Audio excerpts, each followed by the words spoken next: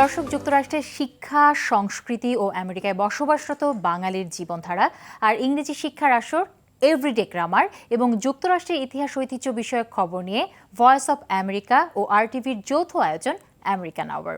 আপনাদের সঙ্গে রয়েছে আমি তানজিয়া জুথি। বর্তমান মহামারীর ফলে যুক্তরাষ্ট্রে যে কর্মী ছাঁটাই এবং বেকার সমস্যা তৈরি হয়েছে, মানুষ তা কিভাবে মোকাবেলা করছে? দর্শক, চলুন দেখে আসি এ বিষয়ে আবু নাসের রাজীবের সহযোগিতায় আহসানুল হকের একটি প্রতিবেদন। করোনা ভাইরাস মহামারী একদিকে যুক্তরাষ্ট্রের জন্য নিয়ে এসেছে বহু মানুষের মৃত্যু, আরেকদিকে তৈরি হয়েছে বিশাল বেকার সমস্যা। মহামারীর চাপে বহু ব্যবসা প্রতিষ্ঠান তাদের কর্মী সংখ্যা গুটিয়ে এনেছে, লক্ষ লক্ষ মানুষ তাদের চাকুরি হারিয়েছেন। এদেরই একজন লস অ্যাঞ্জেলেসের ট্যাক্সি চালক শাহজালাল আমাদের সংবাদদাতা আবু নাসের রাজীবকে জানালেন, গভর্নমেন্টের বা গভর্নরের নির্দেশ অনুযায়ী আমাদের কোম্পানি আমাদের কাজ বন্ধ করে দিয়েছে। তো বন্ধ করার পরে আমরা আনএমপ্লয়মেন্টে চলে গেলাম, আনএমপ্লয়মেন্টে অ্যাপ্লাই করেছি, এটা যথারীতি পাচ্ছি এবং জুলাইয়ের 25 তারিখ পর্যন্ত আমরা পাবো। কিন্তু মাঝখানে আপনাকে একটা বলে রাখি যে জুলাইয়ের 25 তারিখের পরে আমাদের অবস্থা কি হবে এখন এটা আমরা জানি না, আমরা খুব চিন্তার মধ্যে আছি। বিভিন্ন হিসেব অনুযায়ী যুক্তরাষ্ট্রের সংখ্যালঘু সম্প্রদায়ের মানুষের মধ্যে চাকুরি হারানোর বা ব্যবসায়িক ক্ষতির ঘটনা বেশি ঘটেছে। এদের মধ্যে কৃষ্ণাঙ্গ এবং হিসপ্যানিকদের সংখ্যা বেশি। তবে সরকার বেকার হয়ে পড়া জনগোষ্ঠীকে সাময়িক আর্থিক সাহায্য দিচ্ছে। এ সম্পর্কে অর্থনীতিবিদ ডক্টর সজল লাহিড়ী সংবাদদাতা আবু নাসের রাজীবকে বললেন, যেটা বেকার ভাতা, যারা বেকারত্ব আবেদন করে বেকার ভাতা পায়, তার ওপরেও এই কোভিডের জন্য যে একটা আইন করেছে যে তারা প্রতি সপ্তাহে $600 করে পায়, যার ফলে অনেকের এখন যদি চাকরিতে ফিরে যায় তাদের লোকসান হবে, কারণ এরা হচ্ছে স্বল্প আয়ী লোক। ডক্টর লাহিড়ী যদিও আশা করছেন আগামী মাসে অনেকেই চাকরিতে ফিরবেন, কিন্তু বিশ্ব স্বাস্থ্য সংস্থা এবং যুক্তরাষ্ট্রের শীর্ষ স্বাস্থ্য কর্মকর্তারা বলছেন সামনে মহামারী আরও কঠিন রূপ নিতে পারে। হোয়াইট হাউসের করোনা ভাইরাস উপদেষ্টা এবং শীর্ষ জনস্বাস্থ্য বিশেষজ্ঞ ডক্টর অ্যান্থনি ফাউচি হুঁশিয়ারি উচ্চারণ করেছেন, এদেশে সংক্রমণের হার দিনে 1 লক্ষে পৌঁছতে পারে। এই প্রেক্ষাপটে দীর্ঘমেয়াদে বেকারত্বের হার কতটা কমবে তা নিয়ে সন্দেহ আছে। সরকার জনগণকে স্টিমুলাস প্যাকেজ বা থোক আর্থিক প্রণোদনা দিয়ে ব্যবসা বাণিজ্য চাঙ্গা করবার চেষ্টা করছে, কারণ আর্থিক অনিশ্চয়তার কারণে অনেকেই কেনাকাটা করছেন না। তবে অর্থনৈতিক অনিশ্চয়তার মধ্যেও সরকারের আর্থিক সাহায্যের প্রশংসা করলেন শাহজালাল। এটা আনএমপ্লয়মেন্ট কেউ মনে করে যেটা সরকার দিচ্ছে, বাট এটা আমরা এই দেশের সিস্টেম অনুযায়ী আমরা যে কাজ করি না তার পরিবর্তে সরকার এই ব্যাকআপ টাকাটা আমাদেরকে রিকভারি, মানে আমরা যাতে চলতে পারি, আমরা যাতে ফ্যামিলি নিয়ে চলতে পারি, সেটা সারভাইভ করতে পারি, সোজা কথা সারভাইভের জন্য এই টাকাটা, এটা খুবই ভালো একটা ব্যবস্থা এই দেশের। বেকারদের আর্থিক সাহায্য দীর্ঘায়িত করতে আইন প্রণয়নে কংগ্রেসের প্রতিনিধিরা যেসব উদ্যোগ নিচ্ছেন সেদিকেই এখন তাকিয়ে আছেন লক্ষ লক্ষ বেকার মানুষ। আহসানুল হক সহযোগিতা করেছেন Abu Naser Rajib, Voice of America. Corona ভাইরাসের প্রতিষেধক বের করার চেষ্টায় গবেষণা করছে আমেরিকা আর্গেন ন্যাশনাল ল্যাবরেটরি। দর্শক, চলুন দেখে আসি এ সম্পর্কে ভয়েস অব আমেরিকার সংবাদদাতার প্রতিবেদন। উপস্থাপন করছেন Sanjana Firoz. Advance photon source বা এপিএস এর মতো শক্তিশালী মেশিন রাখার জন্য একটি বড় ভবনের প্রয়োজন পড়ে, যা আর্গেন ন্যাশনাল ল্যাবরেটরির গবেষকদের কোভিড-19 বিরুদ্ধে যুদ্ধের সম্মুখভাগের আনুবীক্ষণিক দৃষ্টিভঙ্গি দেয়। এপিএস, আপনি এটিকে একটি এক্স-রে মাইক্রোস্কোপ হিসেবে ভাবতে পারেন। কেন্দ্রীয় স্থাপনা থেকে অত্যন্ত উজ্জ্বল এক্স-রে তৈরি করি, যা পরে বিভিন্ন এক্স-রে বিম লাইনে বসানো হয়। লক্ষ্যটি হল বৈজ্ঞানিক সম্প্রদায় কোভিড-19 টিকা বা ওষুধ যেমন তীব্রভাবে হাতড়ে বেড়াচ্ছে সে প্রয়াসকে সহায়তা করা। স্টেফেন স্ট্রাইফার এবং কয়েকশো সদস্যের একটি দল এপিএস ব্যবহার করে কোভিড-19 প্রোটিনগুলো পাঠোদ্ধার করতে চেষ্টা করছে। প্রোটিনগুলির কার্যকারিতা ব্যাহত করতে পারি, তবে এমন ওষুধ তৈরি করতে পারি যা সংক্রমণের চিকিৎসা করতে পারে। স্ট্রাইফার বলেন, অর্গানে কাজটি প্রাক প্রতিযোগিতামূলক। এই গবেষণা সম্পর্কিত সব তথ্য চিকিৎসা সম্প্রদায়ের সঙ্গে ভাগাভাগি করে অর্গান। আমরা বেশ কয়েকটি ফার্মাসিউটিক্যাল কোম্পানি এবং গবেষণা সম্প্রদায়ের সঙ্গে যোগাযোগ রাখছি। মহামারীর যুদ্ধে অর্গানের অস্ত্রাগারে এপিএস হলো একটি অস্ত্র, আর একটি হলো বিশ্বের অন্যতম শক্তিশালী সুপার কম্পিউটার থেটা। আমরা সুপার কম্পিউটারগুলোর মাধ্যমে 400 কোটি ওষুধের মিশ্রণ স্ক্রিন করে দেখতে পারি যে ভাইরাসের ওপর তাদের কোনো প্রভাব পড়েছে কিনা। সুপার কম্পিউটার ছাড়াই এটি করতে কয়েক বছর সময় লাগবে। থেটা যখন এই গণনাগুলো চালাচ্ছে, কম্পিউটার মডেলরাও মেশিনটি কোভিড-19 বিস্তার সম্পর্কে প্রত্যাশা করতে ব্যবহার করছেন। শিকাগো শহরের জন্য আমাদের মডেলরা যা করেছেন তা মূলত একটি কম্পিউটার সিমুলেশন, যেখানে তারা শিকাগোর এক একজন মানুষের প্রতিরূপ তৈরি করেছেন, যা কেবল প্রতিরূপ, সত্যিকারের মানুষ নয়, যেখানে বেশ কিছু অনুমানের ভিত্তিতে কোভিড-19 অগ্রগতির কারণে ভবিষ্যতে কি হবে তা বুঝতে পারি। Senior system engineer Charles McCall বলেন, সেটা যে বিশদ তথ্য সরবরাহ করে তা সহজলভ্য, কিন্তু অত্যন্ত কার্যকর কাজের উপর গুরুত্ব আরোপ করে, যা ভাইরাসের বিস্তার রোধ করতে সবাই ব্যবহার করতে পারে। আমরা যে একমাত্র সর্বাধিক গুরুত্বপূর্ণ জিনিসটি শনাক্ত করেছি তা হলো মানুষের গুরুত্ব সহকারে প্রতিরক্ষামূলক পদক্ষেপগুলো মেনে চলা, যেমন মাস্ক পরা, সামাজিক দূরত্ব বজায় রাখা। অর্গানের স্টেফেন স্ট্রাইফার বলেন, এই সুবিধা নিয়ে পরিচালিত গবেষণা ইলিনয়ে সিদ্ধান্ত গ্রহণকারীদের সাহায্য করেছে সীমাবদ্ধতা আরোপ করার বিষয়ে, এবং কিভাবে রাষ্ট্রের অর্থনীতিকে নিরাপদে পুনরায় খুলতে হবে সে সম্পর্কে সহায়তা করেছে। আমরা গভর্নরদের টাস্ক ফোর্সকে সরাসরি তথ্য সরবরাহ করছি। আমরা আমাদের অন্যতম প্রধান অংশীদার হিসেবে শিকাগো শহরের সাথে নিবিড়ভাবে কাজ করছি, যাতে তারা নীতিগুলোর বিকাশের জন্য সেই তথ্যটি ব্যবহার করে যা আমাদের সহায়তা করবে। বর্তমানে ইলিনয়ের দিকে মনোযোগ থাকলেও অর্গান অন্যান্য শহর ও অঞ্চলগুলোতে নতুন এই মডেলটি প্রয়োগের সক্ষমতা বিকাশ করছে। Sanjana Firoz, Voice of America, Washington. সারা আমেরিকা জুড়ে রয়েছে লিটল ফ্রি লাইব্রেরি। এটি ছোট কিন্তু খুব সুবিধাজনক, বিশেষ করে এই মহামারীর সময়। আইফোন, আইপ্যাড, প্লেস্টেশন বা ইলেকট্রনিক ডিভাইসের চাপে বই পড়ার অভ্যাস যখন হারিয়ে যেতে বসেছে, তখন বাড়ির সামনে এই ধরনের লাইব্রেরি কিন্তু দারুণ। দর্শক, চলুন দেখে আসি এ সম্পর্কে বিস্তারিত তাহিরা কিবরিয়ার প্রতিবেদনে। লাইব্রেরি শুনলেই মনে হয় রাশি রাশি বই, তবে লিটল ফ্রি লাইব্রেরি কিন্তু একেবারে পাখির বাসার মতো। I put one of these outside of my house in 2009. 2009 সালে স্কুল শিক্ষক টড বোল তার মায়ের স্মৃতির স্মরণে তৈরি করেছিলেন একটি লাইব্রেরি। তারপর থেকে পাড়ায় পাড়ায় গড়ে উঠেছে অসংখ্য library. I'm a former school librarian and I've worked on my children's school's book fairs. So not only are kids' books something that I always have around me, but part of সাবেক school librarian you ক্যারির মতে বাচ্চাদের বই পড়ার অভ্যেস গড়ে তোলার জন্য এই ধরনের লাইব্রেরির কোনো তুলনা নেই। family bought this for me for my 40th birthday and we painted it. তবে আমার 40তম জন্মদিনে এটা আমার পরিবার আমাকে উপহার দিয়েছে। তিনি বললেন, কাজের সূত্রে আমি অনেক বই পাই আর সেটাই সবার সঙ্গে শেয়ার করি। এই লাইব্রেরির বর্তমান সংখ্যা এখন 1 লক্ষ ছুঁই করছে। লিটল ফ্রি লাইব্রেরি মুভমেন্টের মূল মন্ত্র take a book, return a book. টেড বোলের এই প্রয়াস দেশের গণ্ডি ছাড়িয়ে অন্যান্য দেশেও জনপ্রিয় হচ্ছে। যে কোনো সময় এখান থেকে যে বই নেওয়া যায়, এটা কিন্তু দারুণ সুবিধাজনক, বললেন লেখক ও সম্পাদক অনন্যা ভট্টাচার্য। বইয়ে আমি অনেক বই পড়ি বলে, আর সেটা আমার কাজেও লাগে বলে এটা বেশ হেল্পফুল, কারণ আমি constantly I am looking for books to read. এই বইটা যেরকম একটা উপন্যাস, যেটা আমি হয়তো বেশ এনজয় করব। বই অদল বদলের মধ্যে দিয়ে প্রতিবেশীর সঙ্গে সৌহার্দ্যের সম্পর্ক গড়ে ওঠে। ইউ ক্যারি বলেন, During the coronavirus and stay-at-home orders, I have seen more activity at the Little Free Library. kids. লকডাউনের সময় অনেক বেশি মানুষ আসতো আর তাদের নিরাপত্তার কথা ভেবে আমি বইগুলো মুছে রাখতাম।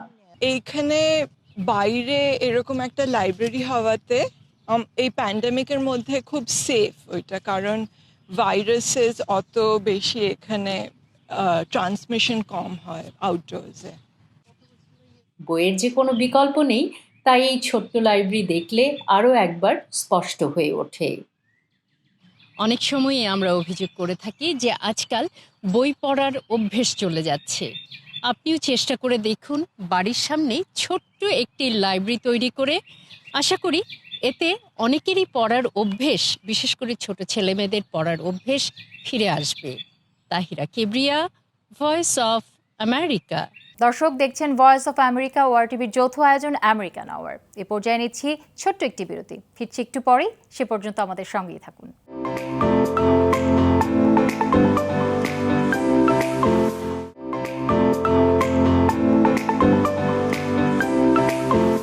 দর্শক আবারও আমন্ত্রণ আমেরিকান আওয়ার অনুষ্ঠানে। এবার দেখা যাক এভরিডে গ্রামারের আজকের বিষয় ডেমনস্ট্রেটিভ। পরিবেশন করছেন আনিস আহমেদ এবং সাবরিনা চৌধুরী। এভরিডে গ্রামারে আপনাদের সবাইকে শুভেচ্ছা, স্বাগতম। অনুষ্ঠান উপস্থাপনায় রয়েছি আমি আনিস আহমেদ, আর আমার সঙ্গে রয়েছে আমি সাবরিনা চৌধুরী। আজ আমরা কথা বলবো ডেমনস্ট্রেটিভস নিয়ে। ডেমনস্ট্রেটিভস ব্যাপারটা আমার কাছে ঠিক স্পষ্ট হলো না। আচ্ছা, এই সম্পর্কে বিস্তারিত ব্যাখ্যা আমরা একটু পরেই দেব, তবে সেই ব্যাখ্যায় যাবার আগে শোনা যাক লুসিয়া এবং কাভের সংলাপ। Lucia, you seem kind of far away. We can't see you. Sorry. I was there by that lamp. Well, I'm happy you're here now, so we could talk about demonstratives. এখানে তো কাভে বলছিল যে Lucia অনেক দূরে আছে, তাকে দেখা যাচ্ছে না। হ্যাঁ, আর জবাবে লুসিয়া কি বলল? হ্যাঁ, লুসিয়া বলছিল যে আমি দুঃখিত, আমি তো এই ল্যাম্পের পাশেই ছিলাম। আর আসলে লুসিয়া ইংরেজিতে যেটা বলল সেটা হচ্ছে sorry, I was there by that lamp.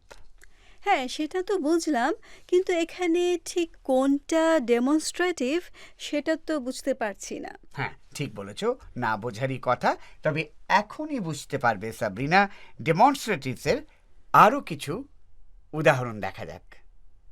This, that, those, and these are demonstratives.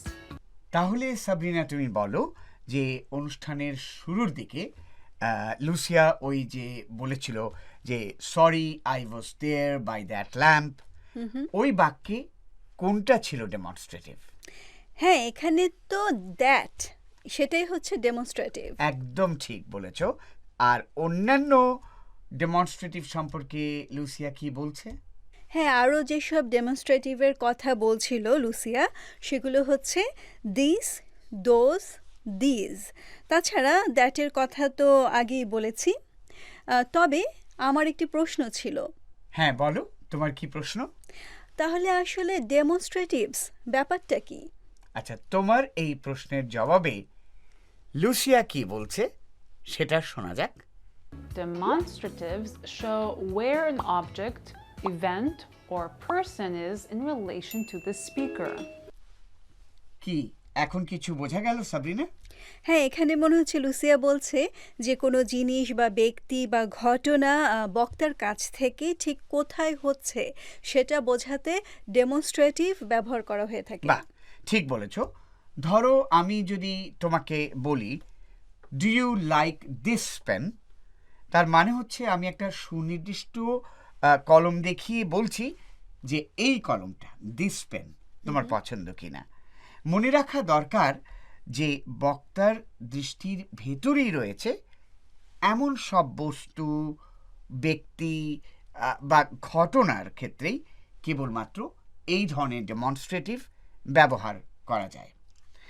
এই সম্পর্কে কাভের ব্যাখ্যাটা শোনো তাহলে। Use this and these when something or someone is near the speaker. Is this David's house?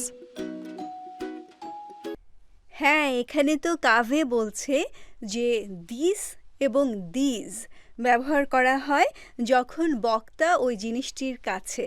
হ্যাঁ, তাই তো আমি আমার এই কলম দেখিয়ে তোমাকে একটু আগেই বলেছিলাম যে do you like this pen. জি, আর তাছাড়া যেমনটি একটু আগে লুসিয়া একটি বাড়ির ছবি দেখিয়ে বলল যে ইজ দিস ডেভিডস হাউস। হ্যাঁ, কারণ ওই ছবিটা লুসিয়ার একদম কাছেই ছিল। আচ্ছা সাবরিনা, দিস কখন ব্যবহার করা হয়?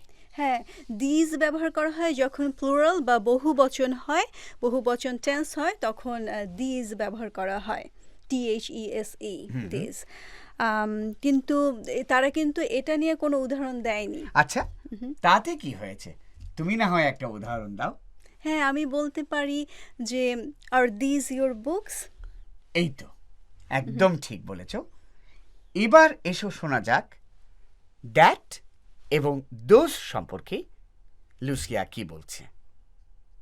Use that and those when something or someone is far from the speaker. Is that David's house? হ্যাঁ, এটাও বুঝতে পারছি।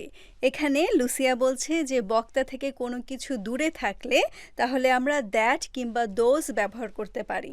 হ্যাঁ, আর এর উদাহরণ সম্পর্কে লুসিয়া কি বলছে? হ্যাঁ, লুসিয়া এর উদাহরণে বলেছে ইজ দ্যাট ডেভিডস হাউস। হ্যাঁ, কারণ এবার ছবিতে দেখা যাচ্ছে যে লুসিয়া থেকে বেশ খানিকটা দূরে ওই ছবিটা রয়েছে, ডেভিডস হাউস যাকে বলছে, তাই বলছে দ্যাট। এবার দোজ ব্যবহার করে একটা এক্সাম্পল দাও তো। হ্যাঁ, আমি বলতে পারি দোজ ট্রিজ আর বিউটিফুল। হ্যাঁ, ঠিক হয়েছে এটাও।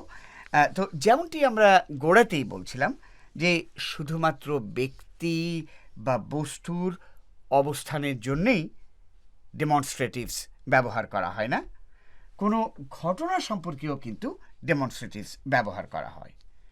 শোনা যাক কাভে কি বলছে।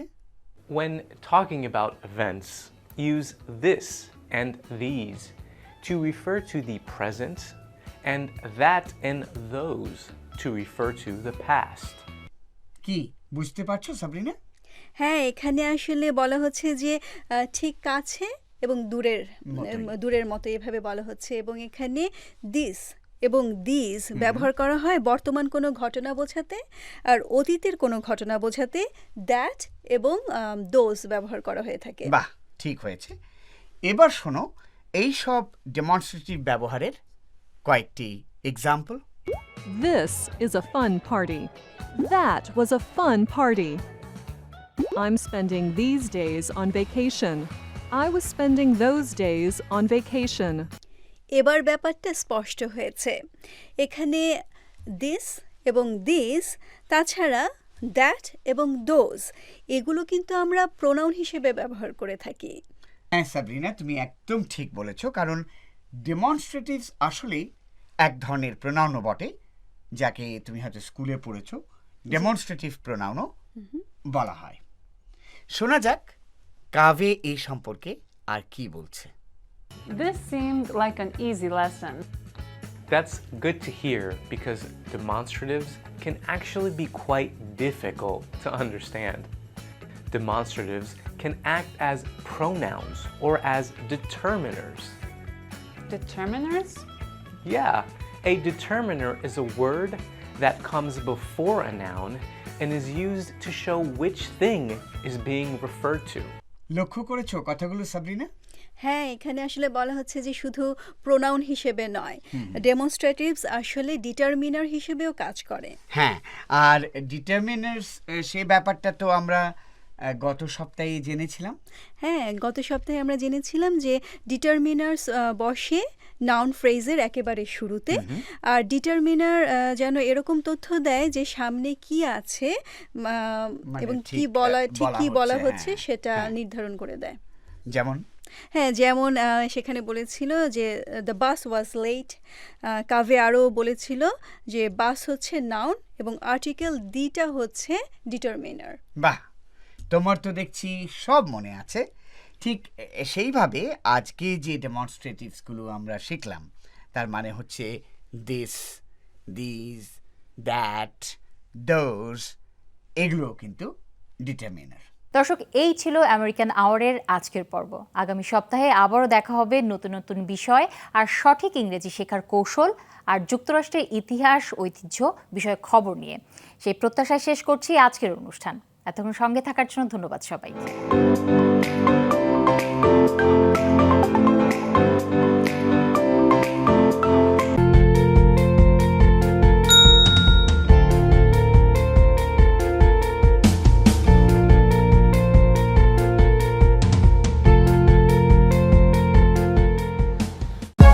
For more updates, subscribe